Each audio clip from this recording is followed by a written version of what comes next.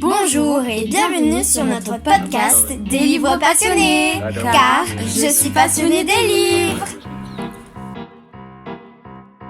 Aujourd'hui, pour ce premier épisode, nous sommes avec Esmé Planchon, l'autrice de On habitera la forêt, un livre magnifique, merveilleux. Du coup, on aura pour ce premier podcast, on a deux parties. La première partie, ce sera plus sur le livre et l'écriture du livre. Et la deuxième partie, elle sera plus concentrée sur vous et vos activités et en tant que lectrice aussi. En premier lieu, on pensait résumer le livre. Du coup, est-ce que vous voulez le faire ou on le fait ? Faites-le vous, ça va être mieux, je pense. Ouais, c'est l'histoire de Joyce qui est pas très bien dans son lycée. Elle a une mère comédienne et donc elle change tout le temps de ville, elle bouge tout le temps.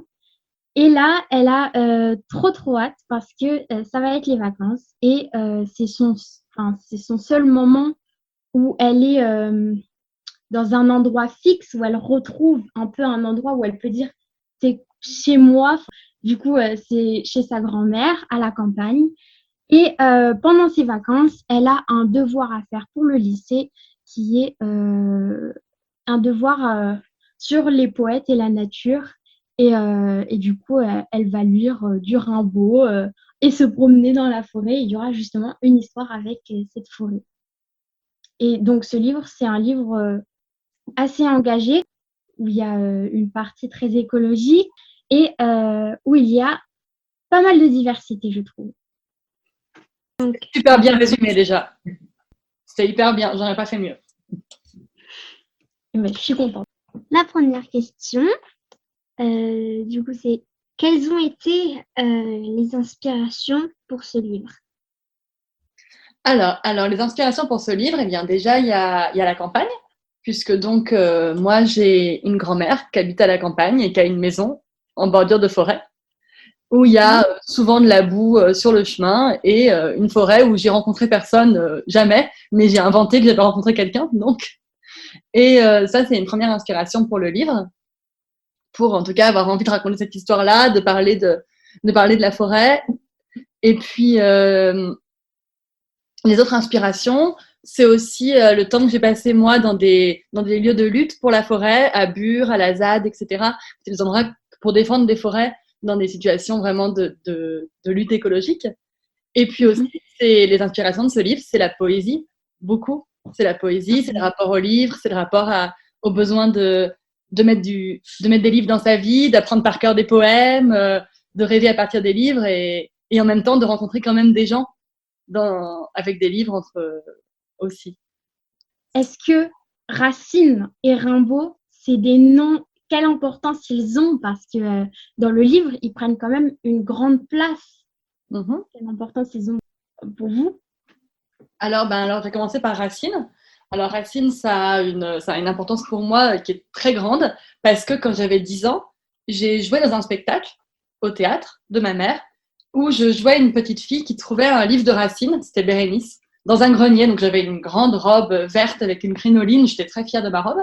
Et je lisais ce texte de Racine en découvrant les alexandrins et tout. Et j'avais cette idée que je trouvais assez belle, que peut-être les alexandrins, c'était comme une langue étrangère, qu'on m'avait dit un peu. Et du coup, j'essayais un peu d'apprendre à parler cette langue-là, que je trouvais tellement loin du langage normal, de comment on parle d'habitude, que du coup, il y avait quelque chose qui se passait avec les alexandrins. Voilà. Et ma mère, du coup, a joué après Phèdre, comme dans le roman, parce que c'est un peu autobiographique. Ma mère a joué Phèdre avec un cheval. Il y avait un cheval, il y avait ma mère et elle jouait Phèdre. Donc Racine, voilà, ça c'est un peu pour parler de Racine. Et ensuite Rimbaud. Donc Rimbaud, c'est un poète qui est très connu, qui est un poète très classique. C'est un peu, quand on parle de poète en France, on dit tout de suite Rimbaud. C'est très connu, etc. Et en fait, j'aimais bien cette idée que ce soit quelque chose de presque, enfin pas d'universel, mais en tout cas que beaucoup de gens connaissaient, que beaucoup d'ados pouvaient avoir lu en cours, etc. Et en même temps d'en parler différemment et d'en parler aussi d'un point de vue pas scolaire et qu'elle le sorte d'un contexte scolaire pour l'amener dans autre chose, pour en parler dans la forêt, etc. Et c'est vrai que le bateau ivre, moi, c'est un poème que j'ai lu quand j'avais 14-15 ans, que j'ai appris par cœur quand j'avais 14-15 ans. Je le connais encore un peu. J'avais tout appris, maintenant je connais juste quelques strophes. Et que je trouve très beau parce que c'est un poème où toutes les images me parlent et j'y pense encore. Enfin, c'est vraiment un poème où les images m'accompagnent dans ma vie. Cette idée de parler à la place d'un bateau, et c'est vrai que je pense souvent à j'ai rêvé la nuit verte aux neiges éblouies ou des choses comme ça. Je pense à ces vers-là beaucoup dans ma vie. Et c'est vrai que je voulais que Joyce, elle s'appuie sur la poésie pour essayer de comprendre la forêt, que ce soit un moyen pour elle de regarder la forêt à travers ces poèmes-là. Voilà. En tout cas, c'est réussi parce que moi, j'avais déjà lu Rimbaud et le bateau ivre, je m'étais pas trop arrêtée sur ce poème-là. À travers Joyce, j'ai redécouvert et je l'ai beaucoup aimé. Ça a marché, donc c'était quand même un peu l'idée, donc je suis très contente que ça ait marché. Ouais.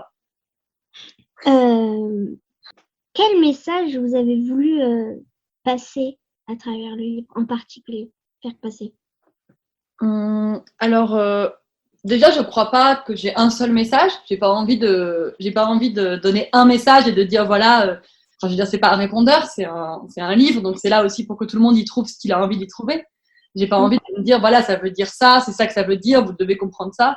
Mais je pense que ça, en tout cas, s'il y a quelque chose que j'avais envie, qu'on ait envie en lisant le livre, c'est plutôt de donner envie de faire des choses. Et j'espère qu'on a envie de lire de la poésie, qu'on a envie d'apprendre des poèmes, qu'on a envie de monter à un arbre, qu'on a envie de se promener dans la forêt. Enfin, j'espérais donner envie de toutes ces choses-là. Parce que je crois vachement à une littérature qui fait du bien, en fait. À une littérature qui réconforte, qui est un peu... j'ai un peu les livres que moi j'aimais quand j'avais votre âge, c'était beaucoup des livres qui n'étaient pas des livres de l'école, qui n'étaient pas des livres scolaires, donc qui étaient des livres très réconfortants, qu'on lit sous la couette, qu'on lit avec un chocolat chaud. Et c'est vrai que c'est un peu ces livres-là que j'ai envie d'écrire, moi. Des livres qui font du bien, qui font du bien. Voilà. J'ai pu me voir dans Joyce. Identifier à elle. Oui, voilà, m'identifier à elle. Et j'ai beaucoup aimé ce personnage, comme tous les autres, ils sont très attachants. Et du coup, l'une de mes questions, c'est est-ce que son caractère, c'est une réalité ou c'est tiré d'une réalité, c'est-à-dire est-ce que c'est empreint du vôtre ou d'une personne de votre entourage ou c'est complètement imaginé? Alors, déjà, si Joyce, c'est un peu moi, c'est moi il y a très longtemps. Parce que c'est moi, avant que j'ai rencontré d'autres gens, quand j'étais encore très solitaire, parce que j'étais une adolescente très solitaire quand j'avais 12-13 ans. J'étais très seule, j'avais du mal à me faire des amis, etc. Donc si c'est moi, c'est plutôt ce moment-là. Mais de toute façon, c'est pas complètement moi. C'est jamais complètement moi. C'est un peu moi parfois, parfois pas. Et Dorothy, c'est un peu moi aussi. Sylvia, c'est un peu moi. Tous les personnages, en fait, prennent un peu de moi parce que c'est la personne dont je sais le mieux parler, puisque je connais mieux mes sentiments, et ma façon de voir le monde. Mais après, oui, bien sûr, j'ai mis beaucoup de moi dans Joyce, à plein de choses qu'elle a, déjà sur ses difficultés à se lier aux autres, et aussi beaucoup sur sa manière de tout le temps d'être très intérieure et d'avoir un monologue intérieur un peu continu, où elle regarde les choses, elle imagine des choses, elle s'invente des trucs tout le temps.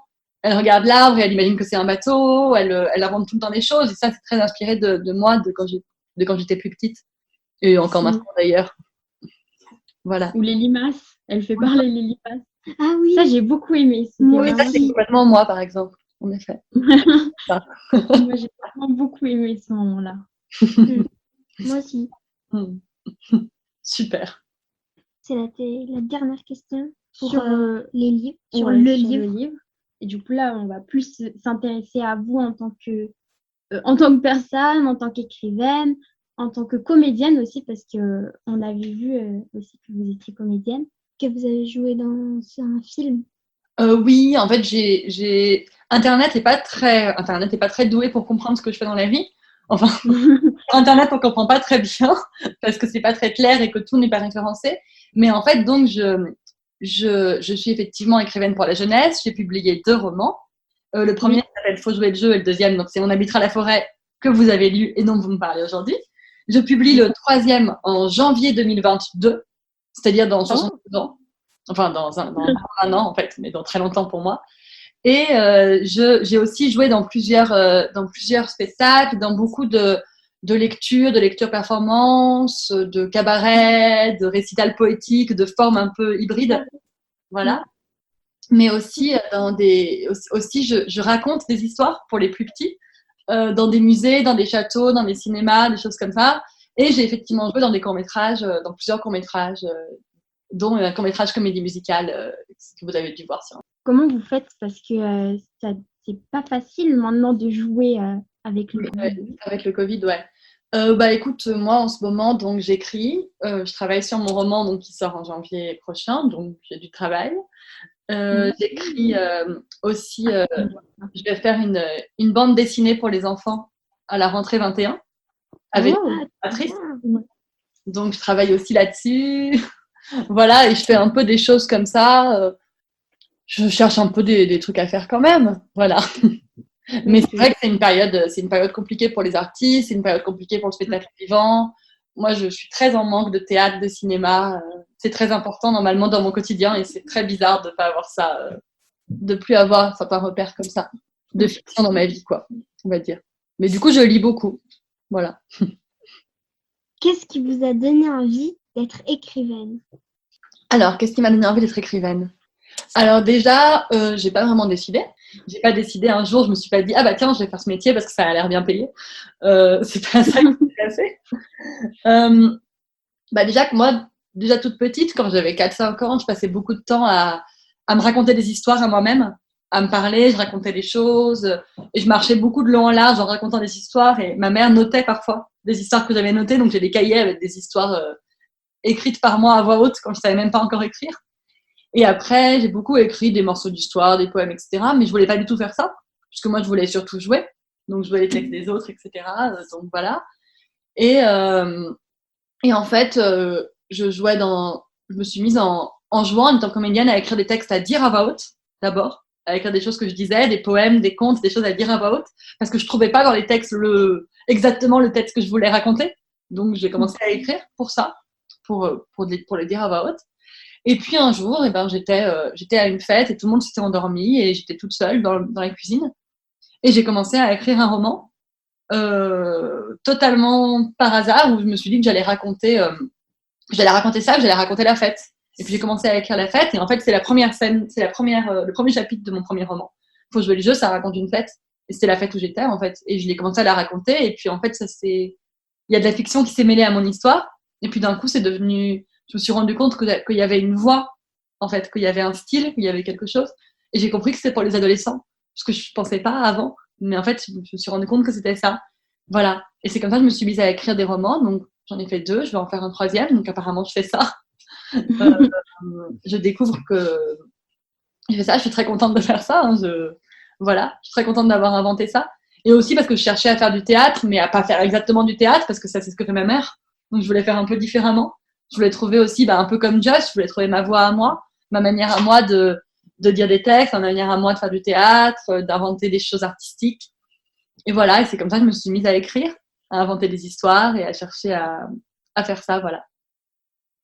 Une trop belle façon de devenir écrivaine.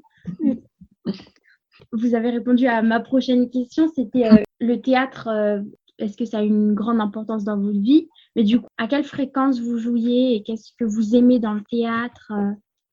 Eh bien, l'importance du théâtre dans ma vie, c'est vraiment un rapport très intime, très familial, puisque ma grand-mère était comédienne, mon grand-père était comédien, metteur en scène, mon autre grand-mère était chanteuse d'opérette, mon autre grand-père était acteur. Enfin, j'ai une famille de théâtre, en fait, j'ai une famille de théâtre où les gens ont tous fait plus ou moins ça. Donc, c'est ça le rapport que j'ai au théâtre déjà, le premier.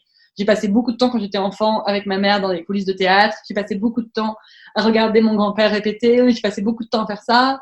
Et ça m'a beaucoup constitué. Mais aujourd'hui, c'est pas ça que je fais exactement. Je fais pas du théâtre comme ma mère le fait, comme mon grand-père le faisait, etc. C'est pas ça que je fais. Puisque j'invente d'autres formes et parce que je joue beaucoup dans des lieux qui sont pas des théâtres. Je joue beaucoup dans des musées qui sont fermés en ce moment. Mais bon, voilà. D'habitude, les musées, les châteaux. Et j'essaie de trouver d'autres formes, en fait. Donc, je fais pas exactement du théâtre, mais en tout cas, c'est quelque chose qui a une énorme importance pour moi dans ma vie, le théâtre, les auteurs, etc. Et ce que j'aime, je crois que c'est la magie d'entendre ces textes-là incarnés, des textes qui viennent de loin, incarnés. Et j'adore qu'on s'adresse à moi et que ce soit une histoire et que ce soit un texte et que ce soit de la poésie et qu'elle s'adresse au spectateur et que je la ressente.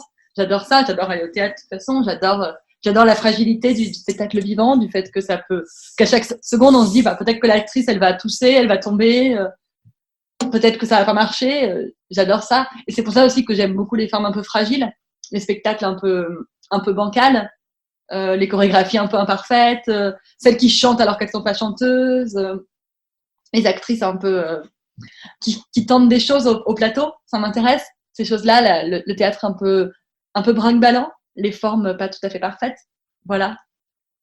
Et aussi quand il y a d'autres choses qui s'y mêlent, quand la poésie s'y mêle, quand il y a des images, voilà. J'espère que je réponds à peu près à ta question. Je me suis un peu embrouillée. Super intéressant. Ouais. Et en fait, du coup, en faisant cette interview, on se rend compte qu'on habitera la forêt. C'est un peu une espèce d'autobiographie parce qu'il y a énormément de choses qui vous relient, en fait, Joyce et vous. Du coup, c'est... Oui, Ouais, c'est pour l'instant, en fait, c'est le roman où je parle beaucoup de moi, de mon enfance, de ma famille. C'est un roman très autour de ma famille, en fait. C'est pour ça aussi que moi, j'en parle beaucoup là. Mais c'est un roman très sur ma famille, en fait. Alors que le premier et le troisième, beaucoup moins. Le troisième est beaucoup moins autobiographique. Déjà, c'est un héros et pas une héroïne. Donc déjà, ça change quelque chose, parce que c'est pas moi. C'est aussi moi un peu, mais pas totalement. C'est toujours un peu moi. Et après, c'est autobiographique et en même temps, ça l'est pas complètement. C'est toujours pareil. Les choses se mêlent, la réalité avec la fiction, ce que j'ai voulu inventer, ce que j'ai voulu faire voir aux lecteurs. Ce sont pas des choses qui se sont passées vraiment. J'ai rencontré personne dans un arbre. J'ai jamais fait ces choses-là. Mais ça reste un peu, oui, ça reste proche de ma vie et proche de choses qui me touchent et qui me parlent et qui sont importantes pour moi. Et pourquoi Joyce? Parce que du coup, si c'est un peu vous, un peu beaucoup, c'est ce qu'on voit, même si il y a la fiction qui se mêle à cette réalité, pourquoi ce prénom-là, qui est très joli d'ailleurs? Je me l'ai posé comme question. Alors oui, donc les prénoms, écoutez, en fait, c'est très... il y a 3 personnages, du coup, c'est Dorothy, Sylvia et Joyce. Donc Dorothy, c'est pour Dorothy Parker. Dorothy Parker, qui est une autrice américaine des années 20 que j'adore, qui a écrit Les hymnes à la haine, qui a écrit beaucoup de choses que j'adore, moi. Ensuite, Sylvia, c'est pour Sylvia Plath, qui est aussi une autrice américaine. En fait, c'est que des autrices américaines, d'ailleurs, je crois. Donc, Sylvia Plath, dont j'aime énormément les lettres, le journal et la cloche de détresse. Et Joyce, c'est pour Joyce Mansour, qui est aussi une autrice américaine. Voilà.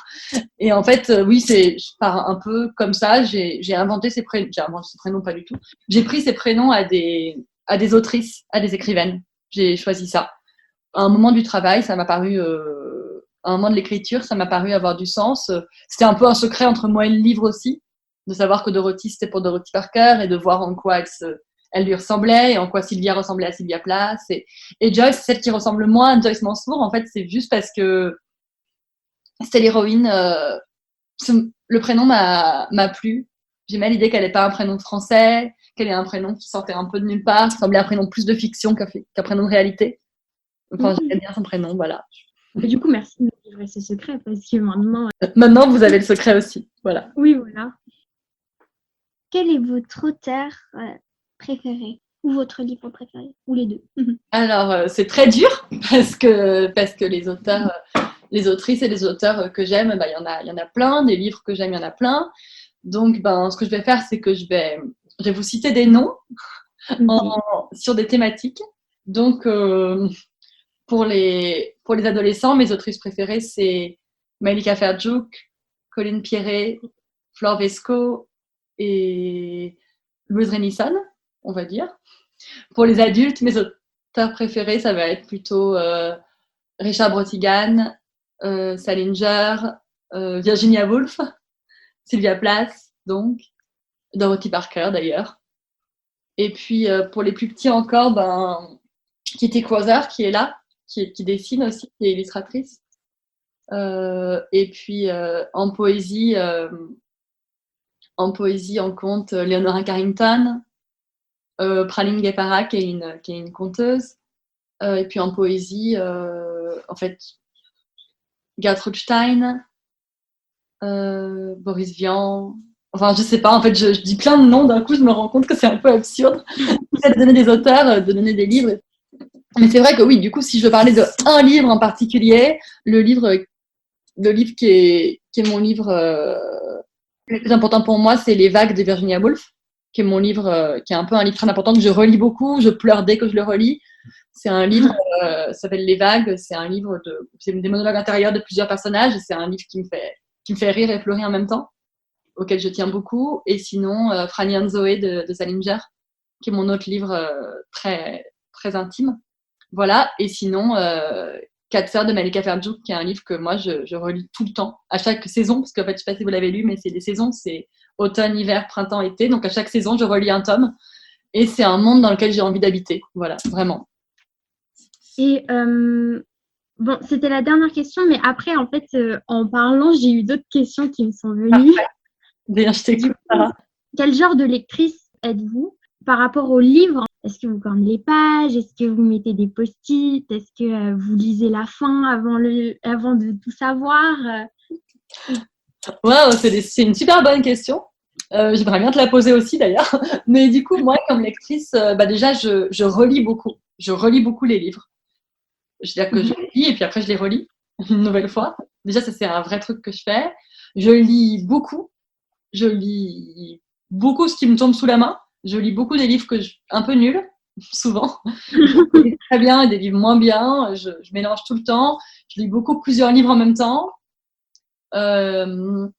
Quoi d'autre? Je souligne des choses au crayon ouais, je souligne des choses au crayon, je corne les pages, je lis dans mon bain, je lis sur la plage, je fous vachement en l'air les livres aussi. J'emprunte à la bibliothèque pourtant, beaucoup. J'achète les livres d'occasion, beaucoup. Je fais pas du tout attention aux objets, alors que j'adore les livres comme objets, mais je fais souvent pas attention, je les laisse tomber, je corne les pages, je fais n'importe quoi. J'aime vraiment les livres quand même. Et voilà, et je les apprends par cœur aussi parfois. J'apprends les poèmes, je veux dire, pas les livres en entier. Mais j'apprends les poèmes par cœur. Voilà, c'est ça que je fais avec les livres. Je suis une lectrice très, comment on appelle ça, tout-terrain, on va dire. Je les utilise tout le temps. Voilà. D'amour, de les faire vivre, en fait. C'est un peu l'idée, ouais. C'est un peu l'idée de pas les laisser figer dans la bibliothèque, même si j'ai mis la bibliothèque derrière moi pendant cette interview quand même. Voilà. Une très belle bibliothèque d'ailleurs. Si. On est en train de la ranger en fait. Il y a trop de livres pour les étagères. Voilà. On habitera la forêt, du coup, Dorothy, elle est noire. Mm-hmm. Et il y a un moment où elle dit un mot qui du coup laisse penser qu'elle serait musulmane aussi. Uh-huh. Et il y a des petites, enfin on voit aussi qu'elle est très engagée, militante. Il y a aussi des petits trucs qu'elle dit, qui montrent qu'elle se bat pour l'égalité, la justice, la liberté. Et en fait, je me demandais si vous n'aviez pas eu peur en écrivant quelque chose comme ça, parce qu'en soi, plein d'auteurs se prennent des réflexions alors qu'ils veulent bien faire, et parfois c'est des réflexions qui sont justes, mais d'autres fois fausses, trop de colère, etc. Enfin, est-ce que vous avez eu peur un petit peu des retours que ça peut avoir? Eh bien, Dorothy, elle est inspirée de quelqu'un. En fait, elle est pas noire parce qu'elle est métisse, précisément. Elle a une mère blanche et un père noir dans l'histoire. Et elle est inspirée de quelqu'un que je connais. Donc, j'ai essayé d'être le plus possible respectueuse de ces questions-là. J'ai essayé le plus possible de m'interroger sur ce que j'écrivais et sur à la place de qui je parlais, mais aussi de la voir aussi comme quelqu'un, comme un personnage indépendant, puisque du coup, elle était inspirée de quelqu'un d'autre. Et du coup, comme elle est vue à travers Joyce, c'est comme si moi, je la regardais aussi. Donc, c'est pas comme si c'était moi qui parlais à sa place, puisque c'est moi qui la regarde. Voilà, c'est aussi quelqu'un que j'admire beaucoup, donc c'est aussi pour ça.